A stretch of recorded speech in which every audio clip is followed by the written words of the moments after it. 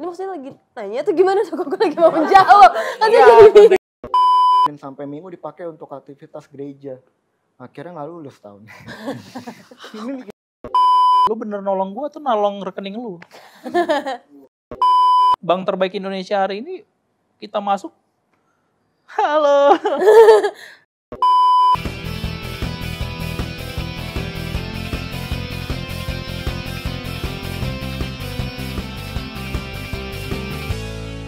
memberikan yang terbaik kan pasti kan sepenuh hati ya. Sepenuh hati itu pasti ada tindakan dong. Bukan cuma kayak perasaannya doang tapi nggak dilakukan dengan tindakan. Sebenarnya udah mulai banyak ya sarana untuk belajar ya. Banyak banget. YouTube, TikTok dan lain sebagainya yang tinggal ketik aja belajar drum untuk pemula misalnya. Atau enggak lebih spesifik belajar drum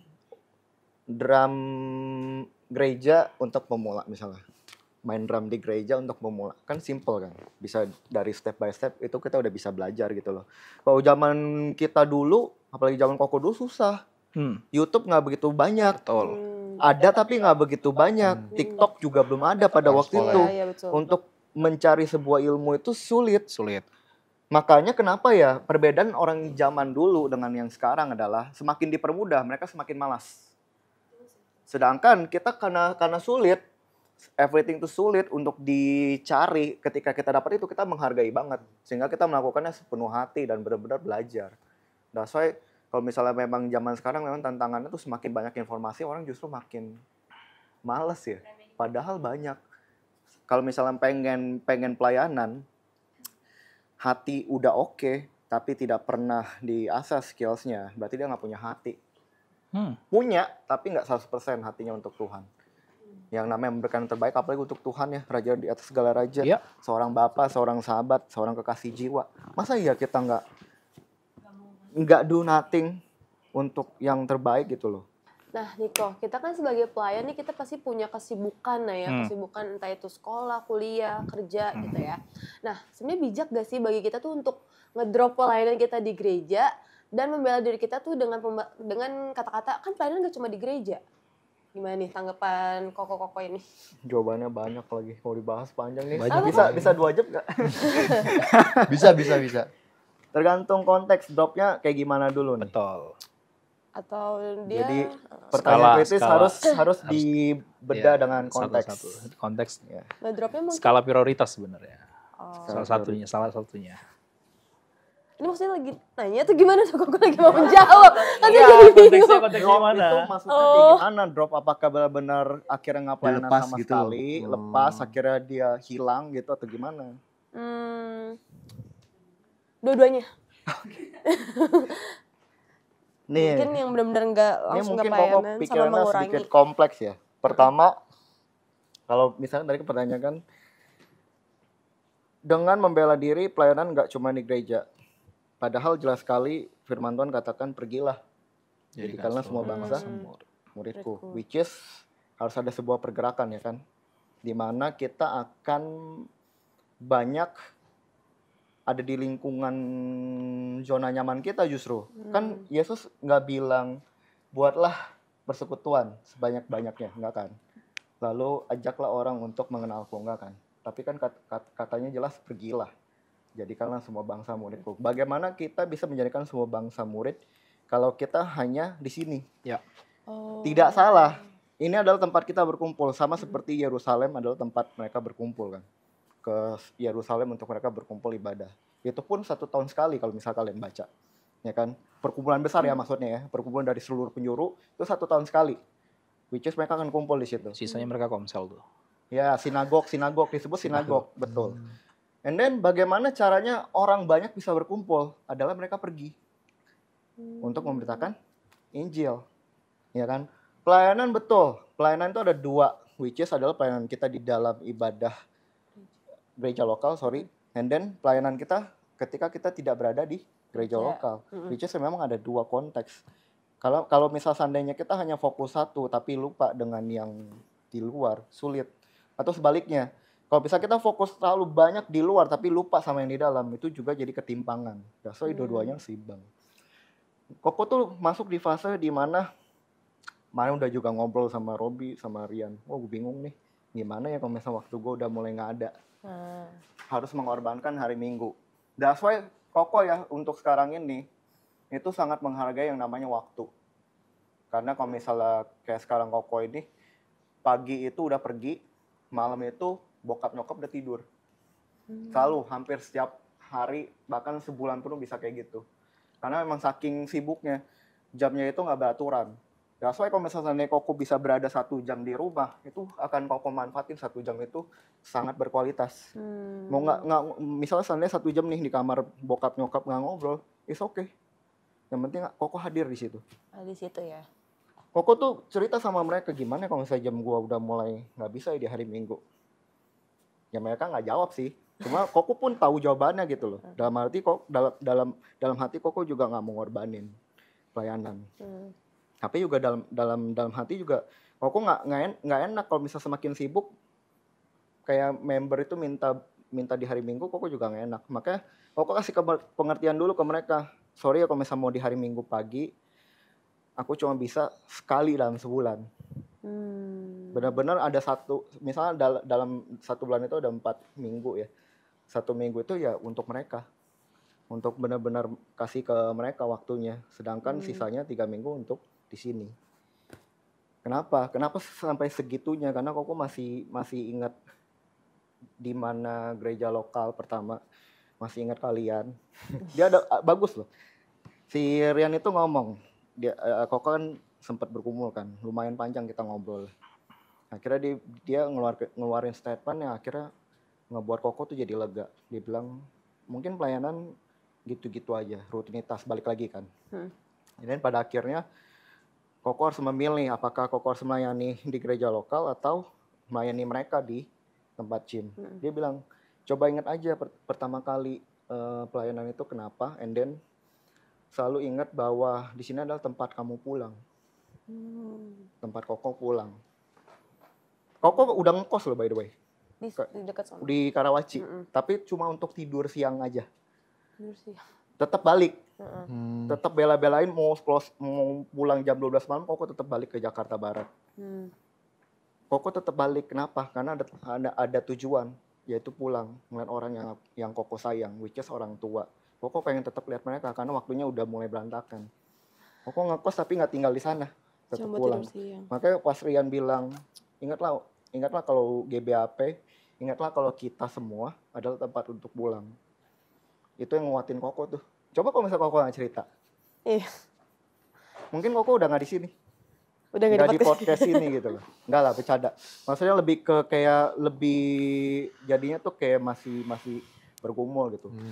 Cuma pada akhirnya hati Koko tuh masih kuat untuk tetap misalnya kalau maupun ngorbanin waktu di minggu cuma sekali dalam sebulan. Itu udah kayak komitmen. Berarti berusaha menyeimbangkan aja lah ya. Bisa menyeimbangkan karena kan sekali lagi kan Yesus bilang pergilah. Jadi kan semua bangsa mereka, which is pelayanan di gereja lokal itu harus kuat. Di luar juga. Jangan lupa, kalau kita ini kan seorang pelayan. Dimanapun kita berada, itu kita adalah seorang pelayan. Which is harus melayani mereka yang justru belum kenal Yesus sama sekali. Bagaimana mereka bisa kenal Yesus kalau kita fokus di sini doang? Atau terbalik, bagaimana mereka bisa punya rumah yang kuat kalau misalnya kita fokusnya di luar doang? Jadi dua-duanya seimbang. Nggak bisa bilang, kan gue yang bawa jemaat, gue yang bawa jiwa-jiwa baru kan gue menginjil. Nggak bisa. Tetap dua-duanya seimbang. Itu kalau dari Koko. Hebat. Nah, tapi kalau ngomongin pelayanan di luar itu yang susah sih sebenarnya. Pelayanan di luar sulit banget. Banget. Karena ketika Koko terjun di kerjaan yang sekarang, itu karakternya beda-beda. Wataknya itu istilahnya yang jeleknya tuh beda-beda. Bagaimana Koko tetap gini ya, seorang personal trainer semua ya, yang kerja di bidang jasa, yang mau dia capster kayak, mau dia personal trainer kayak, pokoknya yang di bidang jasa, itu harus jaga mood. Kita lagi sedih, lagi marah, lagi kecewa, lagi kepahitan, ketemu klien, senyum. Ketemu klien, kita layani sepenuh hati. Nggak bisa ngeliat kita bete. Kalau enggak ya, dia nggak akan mau lagi pakai jasa kita, istilahnya kayak gitu. Jaga mood, itu susah banget. Pernah Koko kayak satu waktu capeknya bukan main. Kayak mau meninggoy. Beneran kayak nempel di sini aja udah ngiler. capek banget dan itu lagi kondisi hati juga lagi kacau. Apa yang koko lakuin? Ke toilet dulu nangis, keluar. Hey, apa kabar? Kayak gitu. Itu sulit loh. Pelayanan di dalam gereja lokal tuh sulit, di luar jauh lebih sulit. Nah, itu bener tantangannya. Gimana cara tetap moodnya tuh baik ketika hatinya hancur? Sulit. Disitulah teladan kita terlihat. Mereka bisa lihat siapa Ferry, dia orang Kristen atau bukan, ada Yesus di dalamnya atau enggak. Tapi kadang malah di luar juga terhambat sama ini. Aduh, lu gereja mulu gitu. Ya, itu jadi bumerang kan. That's why kan kenapa butuh keseimbangan. Misalnya kayak seandainya kalau kamu bisa nggak ngorbanin sekali nih. Lu gereja mulu lu. Contoh misal manajer negur gitu. Sekali lah fair. Emang nggak bisa ya gitu. Walaupun ya hari Minggu emang adalah hari liburnya Koko ya. Memang nggak masuk, nggak ada shift. Tapi bisa jadi orang tuh bisa lihat jadi batu sandungan malah. Lu gereja mulu lu. Senin sampai Minggu. Nggak ada kehidupan lo ya. Kayak gitu. Jangan sampai orang juga ngomong kayak gitu loh. Ya. Makanya kan kenapa ada beberapa anak sekolah ya yang sangat mengebu-ngebu dalam melayani. Senin sampai Minggu dipakai untuk aktivitas gereja. Akhirnya nggak lulus tahun. Ini kisah nyata loh. Ada. Malah jadi ya? batu sandungan. That's why keseimbangan keseimbangan di seluruh aspek itu penting. Yes.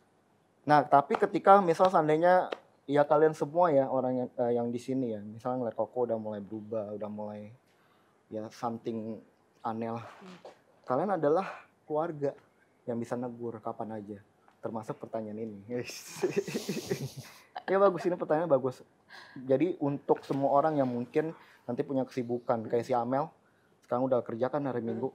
Which is kan dia tetap pelayanan kan? Tetap. Which is good. Artinya kan memang dia masih punya hati kan. Koko juga tetap pelayanan kok. Gitu. Oke. Nah, berarti harus ada keseimbangan yang perlu dilakukan ya kalau misalnya sibuk di luar dan juga ada pelayanan di gereja. Nah, kalau Korin sendiri mau ditambahkan tentang pertanyaan ini? Apakah bagi kita bijak untuk drop? Ya, tadi sama ya. Intinya itu tadi sih pintar menyeimbangkan aja ya sebenarnya. Dan lihat skala prioritasnya gitu. Apakah memang kalau kayak kasusnya si Bas tadi, skala prioritasnya di mana gitu. Prioritas dia adalah hari-hari ini adalah dia baru bekerja dan fase kontrak dan harus memenuhi syarat kontrak tersebut dan harus capai target. Artinya dia itu jadi prioritas utama dia. Walaupun dia ada pelayanan di gereja. Tapi ya sebenarnya ini jadinya dua arah gitu. Gereja juga harus memahami pelayan lu yang satu ini lagi berjuang di karirnya hari-hari ini gitu. Jadi semua aspek dilibatkan di sini. Bukan cuma melihat, apaan sih kerja mulu? Gerejanya kapan? Ya bukan tugas kita menghakimin soalnya kan. Kita juga ya kayak tadi kata Bas bilang, konteksnya adalah apa? Konteksnya si Bas hari-hari ini adalah itu, kecuali dia udah bekerja di situ 5 tahun. Dan 5 tahun itu alasannya itu mulu. Klien nggak bisa. Ya berarti prioritas lu bukan gereja lagi, bukan Tuhan lagi. Kalau lu bilang, iya tapi kan gue, ya tadi bilang mengatasnamakan pelayanan di luar. Tapi kan gue melayani manusia. Yakin lu melayani manusia atau duitnya? Karena lu bidang lu jasa. Konteksnya si Bas aja karena aku gak mau bawa yang lain ya. Karena sahabat sendiri jadi gitu. Jadi itu kan jadi koreksi diri sendiri. Gitu. Di orang lain ya tinggal teman-teman aja koreksi diri sendiri gitu. Kayak lu kerja di hari Minggu dan itu 5 tahun berturut-turut misal. Ya tinggal remind diri lu sendiri aja sih, bener nggak lu bener-bener pelayanan di luar itu. Sama kayak agen asuransi bilang, gue nolong lu. Betul. Pertanyaan gue kok selalu sederhana, lu bener nolong gue atau nolong rekening lu? Kayaknya yang kedua deh kok. Gue nggak nyalain asuransinya, tapi cara lu memfollow up gue itu salah men. Gue usah bilang lu pengen nolong gue gitu. Yes, betul. Itu gitu, jadi jangan lu bilang gue lagi pelayanan juga di sini dengan cara melayani customer dan bersikap baik. Enggak juga. Orang di luar Tuhan juga banyak bersikap baik kok ngadapin customer. Gitu. Karena memang itu SOP. BTW itu SOP. Service center bank terbaik Indonesia hari ini kita masuk, halo. Dari jauh kayak gila, aku mau sama mbak-mbak yang ini nih gitu mungkin, atau gue mau sama mas-mas yang ini. Saking kita kayak ini ramah banget. Dan kita tahu dia bukan dari lingkungan orang Kristen gitu. Ada kan? Ada. Nah jadi Banyak. Jadi bukan hal mutlak lu bilang lu lagi melayani. Nah, hal melayani itu akan terlihat dari sikap hati lu dan pasti terlihat gitu. Jadi ya itu tadi skala prioritas lu bisa bagi ya di mana. Ya kalau misal ya 5:5, 5 lu di luar, 5 lu di gereja gitu misal. Atau 6:4 lah berapa banding berapa. Kalau si Bas tadi 3:1, 3 di gereja, 1 bulan untuk 1 minggu untuk full kliennya gitu. Dan itu juga pertimbangan cukup sulit mungkin yang harus diputuskan. Dan tugas kita sebagai teman-temannya di dalam gereja ya support. Dan tidak menghakimi gitu, dan memang itulah yang terjadi hari-hari ini gitu. Nah, tapi kalau teman-teman di luar sana punya pekerjaan yang lebih sulit lagi, memang harus tidak bisa pelayanan lagi di gereja. Ya yang pertama harus lu lakukan, lu doa dulu, pastiin nama Tuhan. Tuhan, gue benar-benar harus berhenti dari pelayanan mimbar atau tidak, dari pelayanan asyar atau tidak, dari pelayanan di dalam gereja full atau gimana. Lu doa dulu, tanya Tuhan, karena apapun omongan kita hari ini, kalau lu benar-benar mau berhenti dari pelayanan gereja, gak akan menjawab. Kalau lu belum doa sama Tuhan, lu doain dulu, tanya. Ketika lu merasa damai dengan jawaban itu dari Tuhan, ya lakukan. Kalau memang Tuhan bilang, ya gue mau yang kata Matius, jadikan semua bangsa muridku, gitu. Ya artinya, lu full di luar, tapi beritakan Injil dalam setiap jasa lu di luar sana. Dalam tiap pekerjaan lu beritakan tentang Tuhan. Gitu. Justru itu jadi tantangan. Iya. Sebenarnya karena ya, ada yang bisa ngelakuin melayani. itu. Salah satunya Lilis kan. Betul. Dia memang gak sekuat itu di dalam gereja. Ya, tapi dia banget. sangat kuat di luar gereja. Dia sangat powerful, dan kadang-kadang aku juga ngiri kayak bisa gak ya begitu? Mungkin sulit bagi kita yang terlalu sering di dalam gereja. Tapi memang ada beberapa orang yang Tuhan pilih untuk di luar gereja. Bukan artinya kita gak dipilih. Kita dipilih juga, tapi di bidang yang lain. Tidak sepowerful mungkin si Lilis gitu. Jadi sekian untuk pembahasan tantangan dalam melayani ya. Jadi kalau kalian lagi merasa berada di situasi jenuh, bosen, atau di segala situasi yang tadi kita bahas, sebenarnya kuncinya doa. Ingat lagi panggilan awalnya, kenapa kalian mau melayani. Sebenarnya kuncinya di situ sih awalnya. Nanti udah ketemu jawabannya pasti lebih tenang. Nanti ada aja jalannya ya. Iya, dan jangan buru-buru untuk bilang gua harus pindah gereja ya, untuk suasana baru. Kayak gini, lu lagi bosan sama pacar lu dan jawabannya adalah pacar baru. Enggak kan? Lu bosan sama istri lu dan jawabannya istri baru. Enggak dong. Enggak segampang itu dong. Pengen gua gampar tuh mulut gitu. Enggak kan? Betul. Kecuali lu bilang gue bosan sama rumah lama, gue pengen rumah baru. Make sense. Bisa. Karena itu kategori benda. Ya. Gitu, bukan kategori suasana hati gitu loh. Alatnya diganti ya, iya, boleh kalau ya, mau sponsoring ganti alat di gereja. Tapi kan gereja bukan bicara gedungnya, tapi baitnya, orang-orangnya, semua pelayanannya. Betul. Gitu, ya auto FYP sini. Iya, nggak segampang itu. Jangan lu gampang memutuskan untuk gua harus pindah gereja. Enggak juga. Setuju. Betul. Karena gereja adalah rumah. Iya. Rumah. Jadi ya begitu guys. Nah, jangan lupa kalian nantikan podcast-podcast kita selanjutnya. Dan kalau kalian merasa butuh untuk tempat cerita, kita ada nomor di bawah di deskripsi. Kalian bisa hubungi kapanpun, jam berapapun pasti akan dibales kalau udah online lagi. Kecuali lagi pelayanan. Iya. Jadi oke guys. Iya, itu lagi bobo.